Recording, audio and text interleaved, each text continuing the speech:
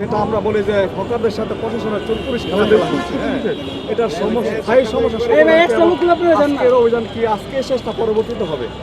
না, এবার বলি, এবার আমরা একটা পার্মানেন্ট সলিউশনে পৌঁছেছি। আমরা এর আগে উচ্ছেদ করে চলে যেতাম, আবার তারা বসে পড়তো।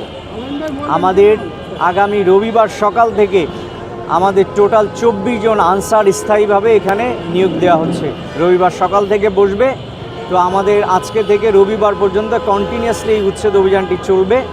এবং আপনারা জানেন যে ঢাকা সিলেটের এই অংশটি সবচেয়ে গুরুত্বপূর্ণ। আমাদের প্রায় 12টি জেলার গাড়িগুলো কিন্তু এই পথেই যাতায়াত করে, কিন্তু তারা এখানে এসে থমকে যায়। বিশেষ করে আমাদের এখানে যারা ক্ষুদ্র ব্যবসায়ী রয়েছেন তাদের প্রতি আমাদের ভালোবাসা আছে, আন্তরিকতা আছে, বাট দেশের অর্থনীতিকে ঝুঁকির মধ্যে ফেলে তারা কিন্তু এই ব্যবসাটি এখানে পরিচালনা করতে পারবেন না। আমরা পার্মানেন্ট সলিউশনে যাচ্ছি। আজকে আমরা 6 জনকে অ্যারেস্ট করেছি এবং আগামীকাল থেকে আর কোনো ঘোষণা দিব না। আমরা র্যান্ডমলি আসব এবং অ্যারেস্ট করে নিয়ে যাব। এই রাস্তাতে কোনোভাবেই আর আমরা এই হকারকে বসতে দিব না।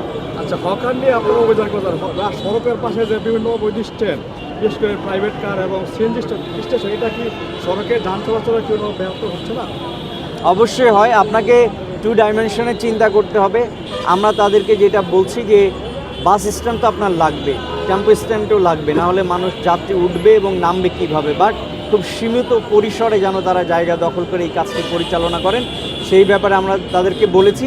এটি যদি না মানেন, কালকে থেকে আমাদের র্যান্ডম এখানে মোবাইল কোর্ট হবে, আমরা শাস্তির আওতায় নিয়ে আসবো। আপনার বাম পাশে একটা বিশালগড় স্টেশন আছে, আম্বেদকর স্টেশন, এখানে কিন্তু অনেকখানি জায়গা দখল করে আসছে মহাসড়ক। এইখানে আপনারা যারা সাংবাদিকতা করেন, আমি বলবো সবসময় নিরপেক্ষ দৃষ্টিভঙ্গিতে চিন্তা করতে হবে।